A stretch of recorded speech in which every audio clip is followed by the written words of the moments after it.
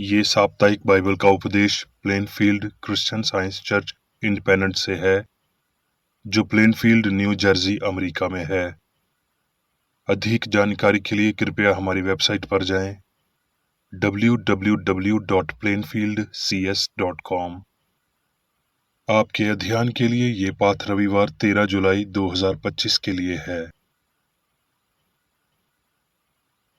विषय साक्रामेंट, स्वर्णपथ, यूहन्ना।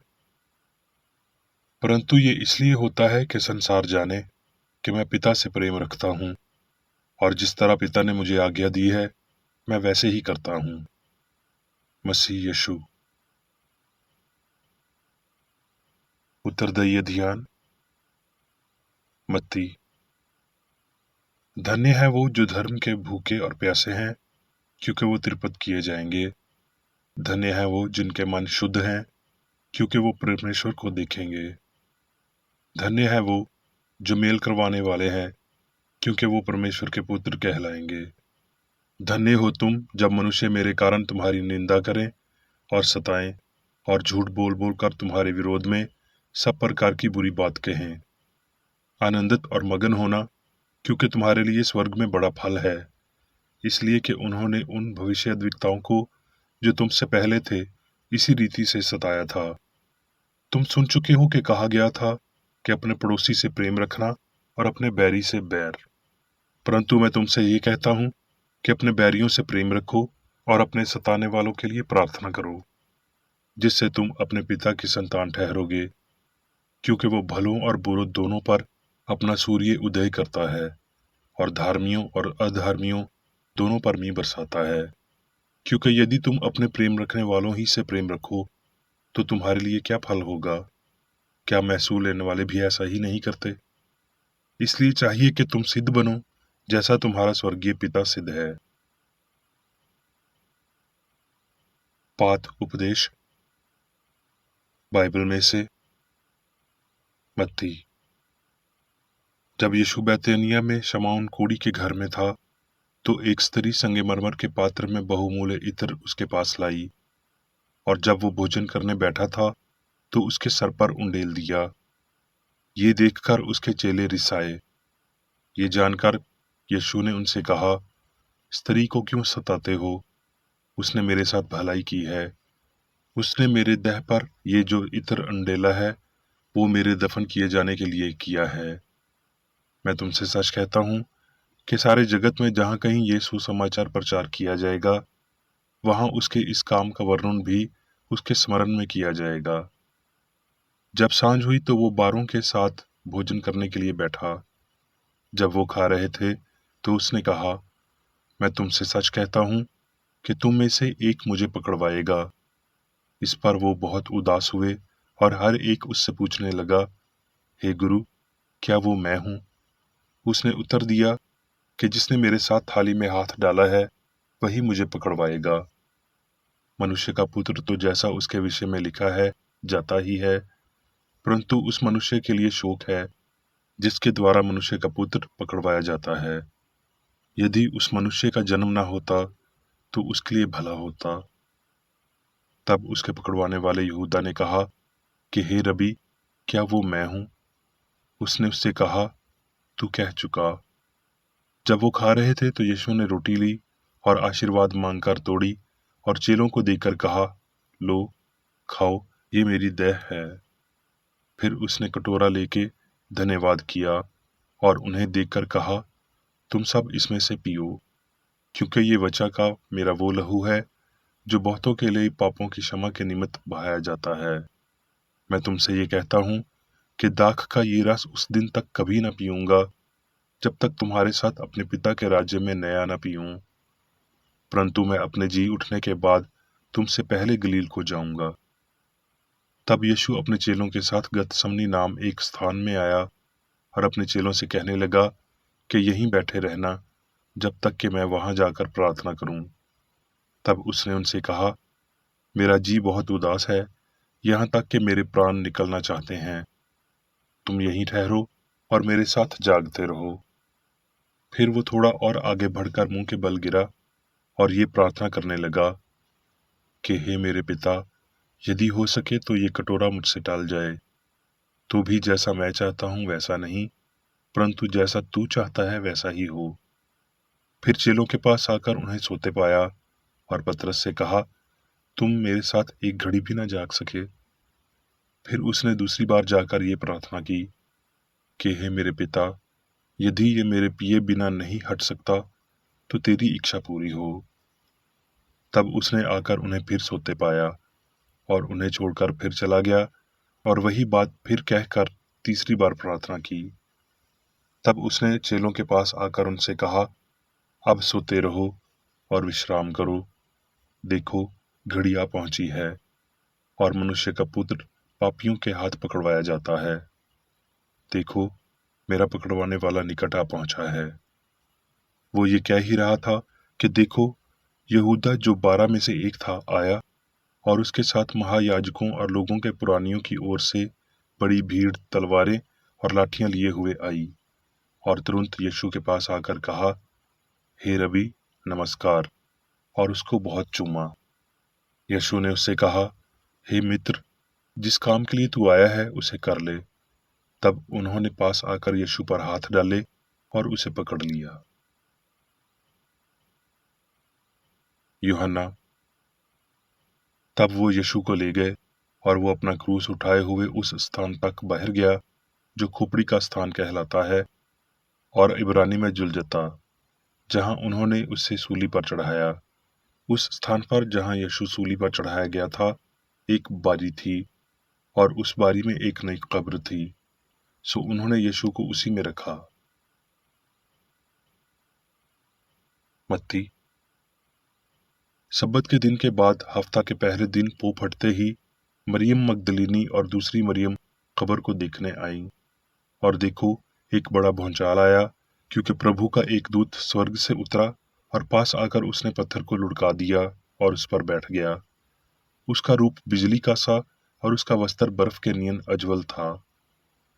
स्वर्गदूत ने स्त्रियों से कहा कि तुम मत डरो, मैं जानता हूं कि तुम यीशु को जो सूली पर चढ़ाया गया था ढूंढती हो। वो यहाँ नहीं है, परंतु अपने वचन के अनुसार जी उठा है। और शीघ्र जाकर उसके चेलों से कहो कि वो मृतकों में से जी उठा है। और वो भय और बड़े आनंद के साथ कब्र से शीघ्र दौड़ गईं। और देखो, यीशु उन्हें मिला और कहा, सलाम। तब यीशु ने उनसे कहा, मत डरो, मेरे भाइयों से जाकर कहो कि गलील को चले जाएं, वहां मुझे देखेंगे। यूहन्ना। इन बातों के बाद यीशु ने अपने आप को तिबरियास झील के किनारे चेलों पर प्रकट किया, और इस रीति से प्रकट किया। भोर होते ही यीशु किनारे पर खड़ा हुआ, तो भी चेलों ने ना पहचाना कि ये यीशु है। उसने उनसे कहा कि नाव की दाहिनी ओर जाल डालो, पाओगे। तब उन्होंने जाल डाला और अब मछलियों की बहुतायत के कारण उसे खींच न सके। इसलिए उस चेले ने जिससे यीशु प्रेम रखता था पतरस से कहा, ये तो प्रभु है। परंतु और चेले डूंगी पर मछलियों से भरा हुआ जाल खींचते हुए आए, क्योंकि वो किनारे से अधिक दूर नहीं, कोई 200 हाथ की दूरी पर थे। जब किनारे पर उतरे तो उन्होंने कोयले की आग और उस पर मछली रखी हुई और रोटी देखी। यीशु ने उनसे कहा कि आओ, भोजन करो। और चेलों में से किसी को ही याव ना हुआ कि उससे पूछे कि तू कौन है, क्योंकि वो जानते थे कि हो ना हो ये प्रभु ही है। यीशु आया और रोटी लेकर उन्हें दी, और वैसे ही मछलियां भी। ये तीसरी बार है कि यीशु ने मरे हुओं में से जी उठने के बाद चेलों को दर्शन दिया। और भी बहुत से काम हैं जो यीशु ने किए। यदि वो एक एक करके लिखे जाते तो मैं समझता हूं कि पुस्तकें जो लिखी जाती वो जगत में भी ना समाती। आमीन। अब मैं मेरी बेकर एडी द्वारा क्रिश्चियन साइंस की किताब विज्ञान और स्वस्थ शास्त्रों की कुंजी के साथ के साहस संबंधी अंश पढ़ूंगा। विज्ञान और स्वस्थ। यीशु के शिक्षण और सत्य के अभ्यास में ऐसा बलिदान शामिल है जो हमें अपने सिद्धांत को प्रेम के रूप में स्वीकार करता है। अपने आप में जीवन और सत्य का चित्रण और प्रदर्शन करते हुए और बीमारों और पापियों पर अपनी शक्ति के द्वारा एक दिव्य छात्र के रूप में उन्हें ईश्वर को मनुष्य के सामने प्रकट किया। यीशु द्वारा किए गए चमत्कारों, अजीब कार्यों और विशेष रूप से उनके शक्तिशाली, मुक्ताधारी और अद्वितीय और विजयी शरीर से बाहर निकलने में शामिल दिव्य सिद्धांत की व्याख्या करने के लिए मानव सिद्धांत अपर्याप्त हैं। यहूदियों ने, जो परमेश्वर के इस जन को मारना चाहते थे, ये स्पष्ट रूप से दिखा दिया कि उनके भौतिक दृष्टिकोण ही उसके दुष्ट कार्यों के जनक थे। इस भौतिकवाद ने सच्चे यीशु को नजरअंदाज कर दिया, लेकिन वफादार मरियम ने उसे देखा और उसने पहले से कहीं ज्यादा उसके सामने जीवन और तत्व का सच्चा विचार प्रस्तुत किया। यहूदा ने यीशु के खिलाफ साजिश रची। उस धार्मिक व्यक्ति के प्रति दुनिया की अकारमानियता और घृणा ने उसके विश्वासघात को प्रभावित किया। गद्दार की कीमत चांदी के 30 सिक्के और फरीसियों की मुस्कान थी। उसने अपना समय तब चुना जब लोग यीशु की शिक्षाओं के विषय में संदेह में थे। वो समय निकट आ रहा था जो यहूदा और उसके गुरु के बीच की असीम दूरी को उजागर करेगा। यहूदा इस्करियोती ये जानता था। वो ये जानता था कि उस प्रभु की महान भलाई ने यीशु और उसके विश्वासघाती के बीच एक खाई पैदा कर दी थी, और इस आध्यात्मिक दूरी ने यहूदा की ईर्ष्या को और बढ़ा दिया था। सोने के लालच ने उसकी कर्ता घनता को और मजबूत कर दिया तथा कुछ समय के लिए उसका पश्चाताप शांत हो गया। वो जानता था कि संसार को सत्य की उपेक्षा झूठ अधिक प्रिय है, इसलिए उसने लोकप्रिय दृष्टि से स्वयं को ऊंचा उठाने के लिए यीशु के साथ विश्वासघात की योजना बनाई। उसकी काली साजिश धाराशायी हो गई और उसके साथ गद्दार भी ढेर हो गया। प्राचीन रोम में एक सैनिक को अपने जनरल के प्रति निष्ठा की शपथ लेने की आवश्यकता थी। इस पथ के लिए लातीनी शब्द संस्कार था और हमारे अंग्रेजी शब्द संस्कार से लिया गया था। यहूदियों में ये एक प्राचीन रीति रिवाज था जिस पर प्रत्येक अतिथि को एक कप शराब दी जाती थी। लेकिन यूखरिस्त एक रोमन सैनिक की शपथ को याद नहीं करता है, ना ही शराब आदि अवसरों पर, और हमारे भगवान के कप यहूदी संस्कारों में इस्तेमाल किए गए थे। कप उनके कड़वे अनुभव को दर्शाता है। जिस कप से उन्होंने प्रार्थना की थी वो उनसे गुजर सकता है, हालांकि वो दिव्य आज्ञा को पवित्र रूप से प्रस्तुत करते हैं। गतसमनी, धैर्यपूर्ण दुख, मानव का ईश्वर के प्रति समर्पण, प्रेम को कोई प्रतिक्रिया नहीं, फिर भी प्रेम बना रहा। बाग में अपनी निराशा और महिमा की रात के दौरान यीशु ने किसी भी संभावित भाविक बुद्धि में विश्वास करने की पूरी त्रुटि को महसूस किया। उपेक्षा की वेदना और धारमंद अज्ञाता की लाठियों ने उसे बुरी तरह सताया। उसके छात्र सो गए। उसने उनसे कहा, क्या तुम मेरे साथ एक घड़ी भी ना जाग सके? क्या वो उसके साथ देखभाल नहीं कर सकते थे, जो परीक्षा कर रहा था और आवाजाहीन पीड़ा में संघर्ष कर रहा था, एक दुनिया पर बिना किसी शिकायत के पहरा दे रहा था। उस मानवीय लालसा का कोई जवाब नहीं था, और इसलिए यीशु हमेशा के लिए पृथ्वी से स्वर्ग की ओर, भावना से आत्मा की ओर मुड़ गया। हमारे स्वामी ने अपनी अपरिचित भाव्यता का उपहास सहते हुए विनम्रता पूर्वक सामना किया। उसे जो अपमान सहना पड़ा, उसे उसके अनुयायियों को मसीही धर्म की अंतिम विजय तक सहना पड़ेगा। उसने शाश्वत सम्मान जीता। उसने संसार, शरीर और समस्त त्रुटि पर विजय प्राप्त की तथा इस प्रकार उनकी शून्यता को सिद्ध किया। उसने पाप, बीमारी और मृत्यु से पूर्ण उद्धार दिलाया। हमें मसीह और सूली पर चढ़ाए जाने वाले की आवश्यकता है। हमें परीक्षाओं और आत्म त्याग के साथ साथ खुशियों और जीत का भी सामना करना होगा, जब तक कि सभी त्रुटियां नष्ट ना हो जाएं। फिसा जो यीशु ने सूली पर चढ़ने से पहले रात को निसान के महीने में अपने शिष्यों के साथ खाई थी, वो एक दुखद अवसर था। दिन के अंत में लिया गया एक उदास भोजन, जब छाया के साथ एक शानदार भविष्य धुंधलेपन में तेजी से गिर रहा था। और इस भोजन ने हमेशा के लिए यीशु के कर्मकांड या रियासतों को समाप्त कर दिया। उसके अनुयायी दुखी और चुपचाप अपने मालिक के दर्द के समय का अनुमान लगाते हुए स्वर्गीय मन में शामिल हो गए, जिसने अतीत में सतह के सताए हुए अनुयायियों को जंगल में खिलाया था। उनकी रोटी वास्तव में स्वर्ग से नीचे आई थी। ये आध्यात्मिक का महान सत्य था, बीमारों को ठीक करना और त्रुटि को दूर करना। उनके मालिक ने पहले ये सब समझाया था और अब ये रोटी उन्हें खिला रही थी और उन्हें बनाए रख रही थी। आध्यात्मिक होने के इस सत्य के लिए उनके स्वामी हिंसा को पीड़ित करने वाले थे और उनके दुख के प्याले को सूखा। उसे उन्हें छोड़ना होगा। उस पर विजय प्राप्त करने की महान महिमा के साथ उन्होंने धन्यवाद दिया और कहा, तुम सब इससे पियो। जब उसमें मानवीय तत्व परमात्मा से संघर्ष करता है तो हमारे महान शिक्षक ने कहा, मेरी नहीं लेकिन तेरी ही इच्छा पूरी हो। अर्थात मांस को नहीं परंतु आत्मा को मुझ में दर्शाया जाए। ये आध्यात्मिक प्रेम की नई समझ है। ये मसीह या सत्य के लिए सभी कुछ देता है। ये अपने दुश्मनों को आशीर्वाद देता है, बीमारों को ठीक करता है, त्रुटि को मिटाता है, अत्याचारों और पापों से मृतकों को उठाता है और हृदय में निम्र गरीबों को सुसमाचार सुनाता है। अनुभावी सभी शिष्यों के माध्यम से अधिक आध्यात्मिक हो गई और इसे बेहतर समझी जो मालिक ने सिखाया था। उसका जी उठना उनका भी जी उठना था।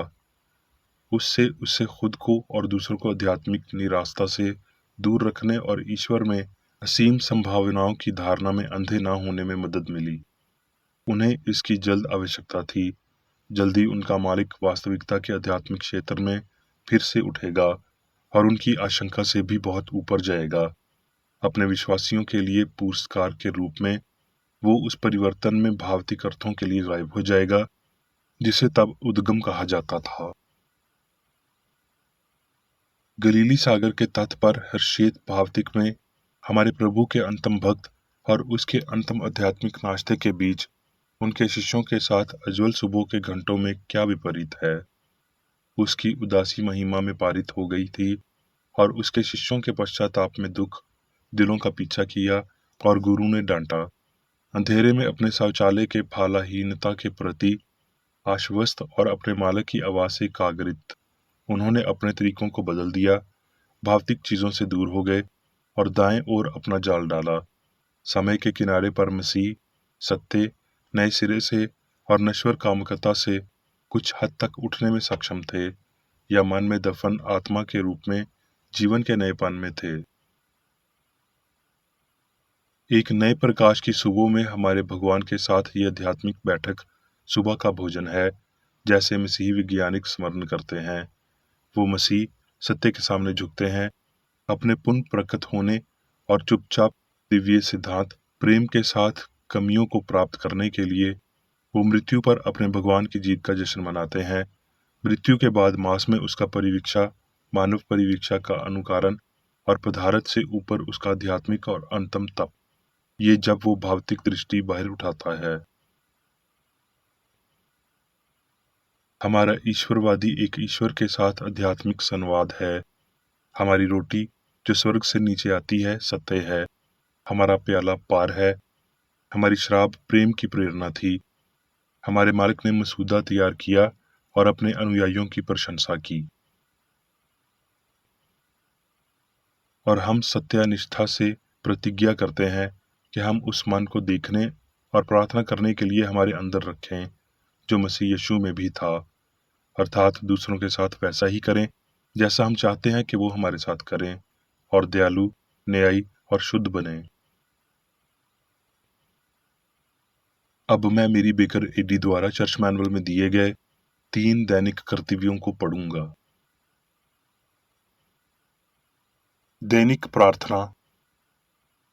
प्रत्येक दिन प्रार्थना करने के लिए इस चर्च के प्रत्येक सदस्य का कर्तव्य होगा, तुम्हारा राज्य आए, ईश्वरी सत्य, जीवन और प्रेम के शासन को मुझ में स्थापित कर और मुझ पर शासन कर, और तेरा वचन सभी मनुष्यों के स्नेह को समृद्ध कर सकता है और उन पर शासन कर। आदेशों और कर्तव्यों के लिए एक नियम। ना तो दुश्मनी और न व्यक्तिगत लगाव मदर चर्च के सदस्यों के आदेशों और कर्तव्यों पर लागू करना चाहिए। विज्ञान में दिव्य प्रेम ही मनुष्य को नियंत्रित करता है और एक क्रिश्चियन विज्ञानी प्यार की मीठी सुविधाओं को दर्शाता है। प्यार में डांटने पर, सच्चा भाईचारा, परोपकार और क्षमा में।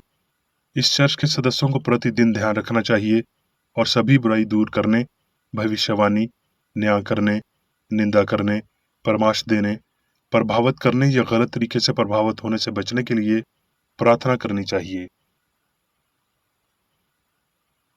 कर्तव्य के प्रति सतर्कता।